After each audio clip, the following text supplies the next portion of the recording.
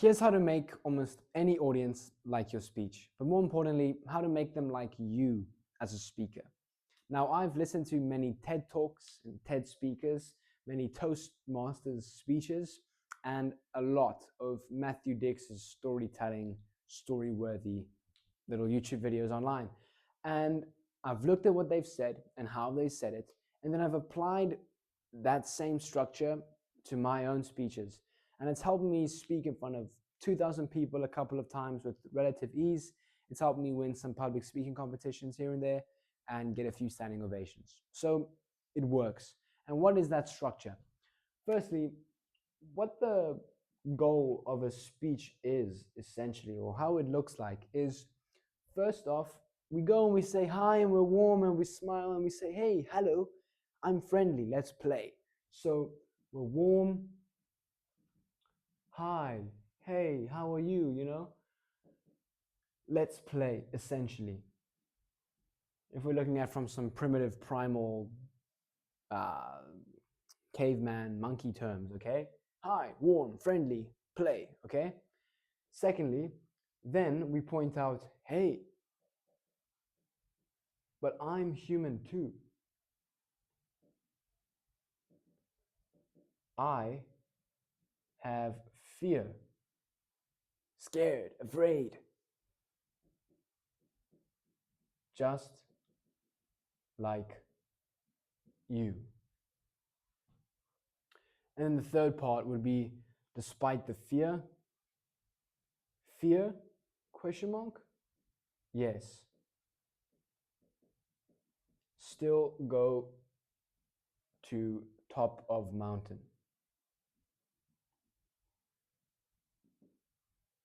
Coming with. So in monkey terms, that's what we're talking about. So we say the first objective is hi, warm, friendly, yes, monkey, friend, yes, play, yes. Number two would be, hey, but I'm human too. Monkey have same fear as you. Monkey, human. Monkey, alone. Monkey, afraid of fire. You know what I'm saying? Then you start feeling bad for the monkey. But then monkey, fear, yes. But monkey, strong. Monkey, top of mountain. You come with me, monkey? Top of mountain? Together strong. Fear, maybe. Strong, definitely. You know what I'm saying? So that's kind of the objectives we're getting at. And in this video, I'm going to be focusing on the first two, because this would be more serious rhetoric, mission. Here's my plan to climb this mountain. Okay, but essentially what gets us monkey friends, what makes people buy in, what makes people say, yeah, I'm gonna climb this with you, bro, isn't the plan, the third step of how we plan to climb it. Because in order to get to the plan, we have to do the first two. So how do we show that, hey, monkey is warm, monkey is friend? How do we show then also that monkey is also afraid, just like you, monkey? So there's 2 points. Yeah. So let me translate this monkey language into human language.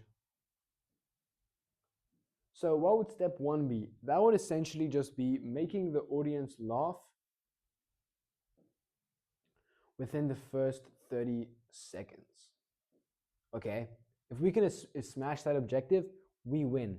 People instantly become, they lean back in their chairs. Okay, this guy's good. This guy's warm. I like this girl. She knows what she's doing. She's quite confident, but she's also rather charming. She's good. Finally, a good speaker. Does that make sense? And then once we have that finally moment, ha ha ha, then we can connect. And the way we do this is, yes, largely through our just not me remembering how to spell vulnerability, if that's even correct. What I mean by that is I don't mean trauma dump. We don't have to go and say, oh, here's all of this that happened to me. Here's why my life is so terrible and horrible and more difficult than yours. Here's why you have it easy, bro. That's definitely not what we're trying to get at. All we have to do is simply just be a bit open to the idea of us saying some of how we feel. Speaking on or even just touching a little bit on what made us scared, what made us, okay, afraid is kind of the same word, what made us sad, why, you know? It's things like this, things that people wouldn't guess. If I'm some big, strong Hercules dude, hey, I'm actually very, very insecure about my you know what. Does that make sense? So things like that, things we don't usually share. I made a very good note here. Then vulnerability, connection. Vulnerability doesn't have to be some trauma dump. A bit of honesty goes a long way. Yes. Thank the heavens for my note there. Honesty. I'm going to put him in caps lock. Why? Because honesty is king. Because let me tell you why. When we have an audience, what they're kind of scanning for, when there's a new speaker in front of an audience, us, they're scanning to see, yo, is this person legit? Who are they? What are they? Yeah, they're good, right? They look presentable. They've got a warm smile. They made us laugh. They're clearly charming. But what's off about them? You know? That's why in job interviews, people always ask, what would you say are your weaknesses? What are some lessons you learned from, I don't know, a past failure? What is, they're trying to get at, what's off about you, bro? We can see you're good. We can see your CV is decent. We can see you're in a suit. We can see you actually want this. We can see you're serious. But no one ever wants to make a mistake. No one ever wants to false read someone. No one ever wants to say, I like them. And then a year later they say, oh no, that was actually, Andrew Tate and he's an asshole now and no one likes him, But initially you said, I like him. No one wants to make that switch up that, I messed up. I completely misread this person. So they're kind of on the lookout, they're on the surveillance, they're on the edge, like scanning what's so effed up about you. And so all you have to do, you don't have to go and tell them everything. You don't have to go and tell them, I'm actually crazy and I like eating, I don't know, cucumber and peanut butter together, even though that's kind of good. But we don't have to go and tell them our deepest, darkest fears and insecurities and vulnerabilities and obsessions or whatever. We just have to give them a little something, a little bit of shade, a little bit of dirt, because this is a very, very valuable trade for us. We say, hey, I'm scared of the dark. And they give you, hey, thanks. Here's this trust. Here's this vulnerability. Here's this connection. Here's this, let me reciprocate with a standing ovation. Let me connect. I like this guy, okay? Because it makes them feel like they found the answer. It makes them feel like, hey, okay, there's a bit of, everyone's got their pros and cons. This guy's con is he's afraid of the dark, but he's warm, he's funny, he's charming. And then thirdly, okay, he actually also wants to go to the mountaintop. Or better yet, if they have a common fear, something they can relate to, which they will when I tell you how we do this whole thing, they're going to like you even more because you're just like me. I'm also afraid of the dark. You also understand my struggle. You also hate mosquitoes when it's summer and it's sticky and you're sweating and you hear, bzz, you know what I'm saying? So it just makes this whole big, massive portal doorway for connection and we just jump right in, boy. So that's all it really takes. Make them laugh and be a little bit vulnerable, a little bit honest. I'm going to be honest here.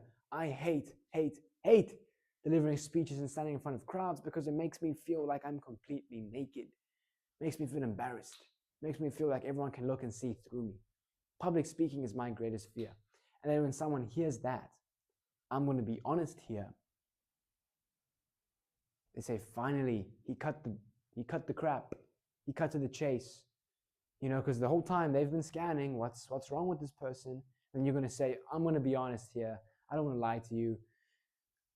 I'm a little messed up. I'm afraid of public speaking. Does that make sense? So they can look at it and be like, oh, that's not that bad. That's not that bad. So that's what we're getting at. Laugh, bit of vulnerability.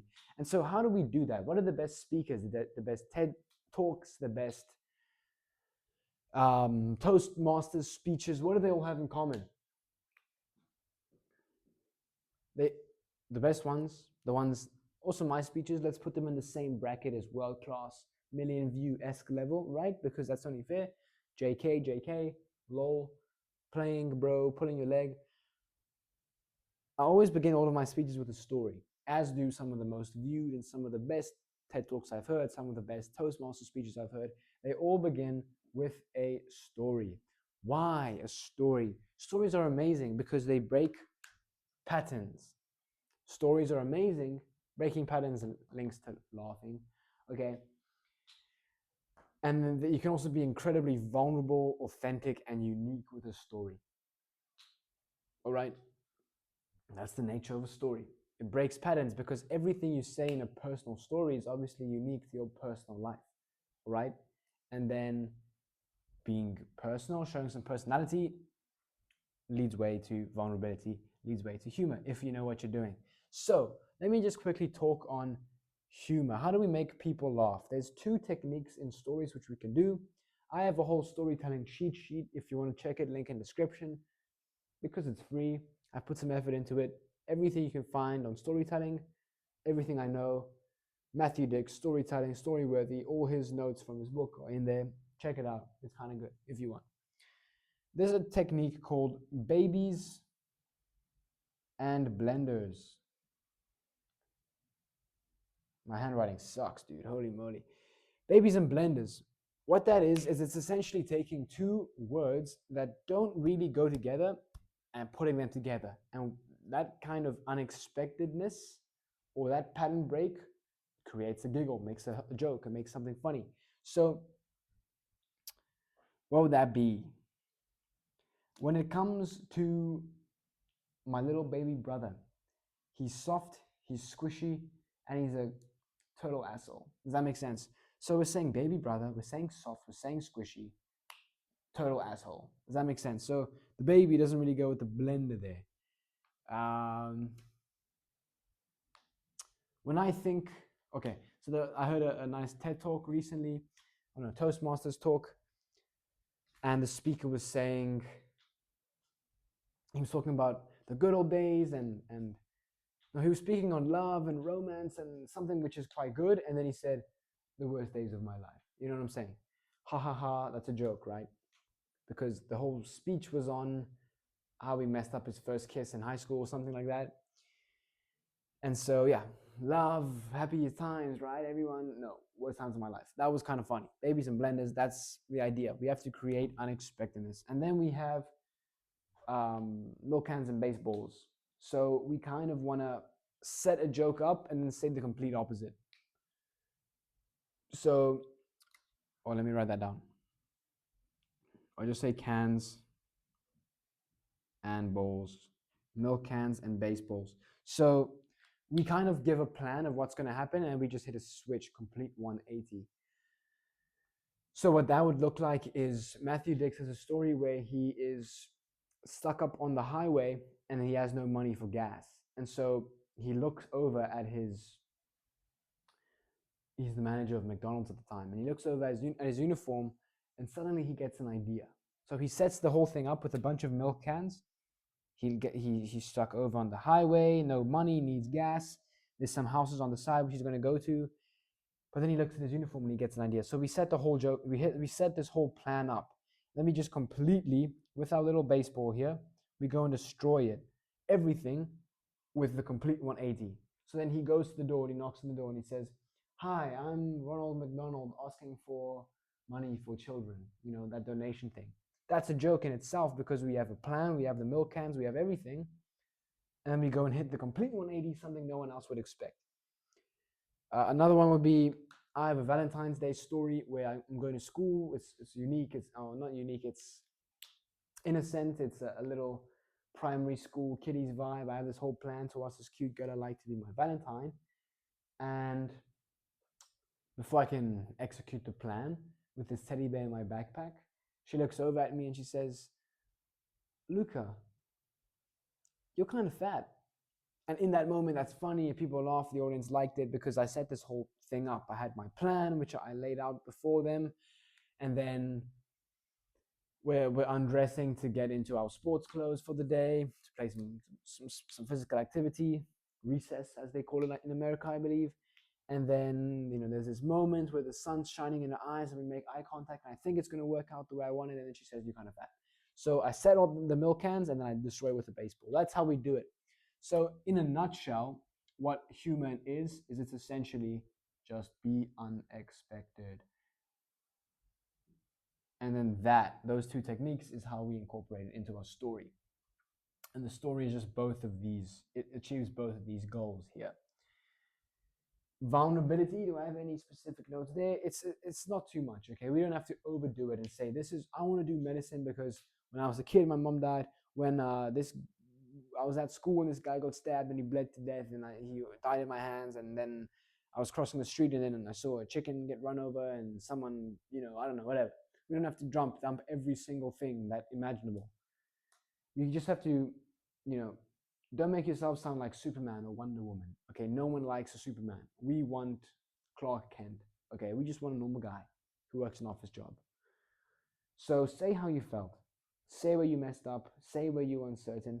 And then also, if you have a success, if you had, I won this match and it's amazing. I won a tennis match, tennis tournament. It's a single sport, right? But no, shed light on your failure. Yeah, but I lost every other tournament for that season. I lost. So share some past failures, but it's those failures that help me win. You know what I'm saying? Yeah, it's me, but I want to give thanks to my team, my tennis coach, my team, my physiotherapist, my everything, whatever. They all help me play well, and that's what I want to give thanks to. So yeah, it's just me who won today, but it's our victory. You know what I'm saying? So you want to take glory away from you. Don't make yourself sound like Superman, like Wonder Woman, like you're the best human ever, because no one likes that. Show them a bit of vulnerability. Show them you can't do it on your own. Show them how you were afraid before the tournament even began. How you thought, I thought I was going to retire this match because whatever, my knee's been giving me pain the whole season. That's why I failed. That's why I lost. That's whatever. But thanks to my coach and my team, give them credit as well. I was able to win. So don't hype yourself up too much. That's what I'm getting at. Be a bit vulnerable. I was afraid. I'm not that cool. There's actually people helping me here. I failed before. Does that make sense? That's how we are vulnerable. That is how we create humor.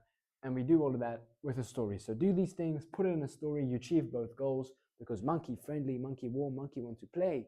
But hey, monkey also afraid, just like you. But monkey want to go to top. Monkey want to be strong. Together, strong. Fear, maybe. Strong, definitely. So that third point there, we don't have it in this video, but these two is how you kind of open with success, how you connect to your audience, how you get them on your side with relative ease, quite quickly. Hope you got some value from this. Hope you got some insight. Smash like, subscribe if you want. No one cares. It's all right. If you have any questions, please feel free to ask me in the comments. Check the link in the description if you want to. And good luck. Take care. God bless. Ciao, ciao.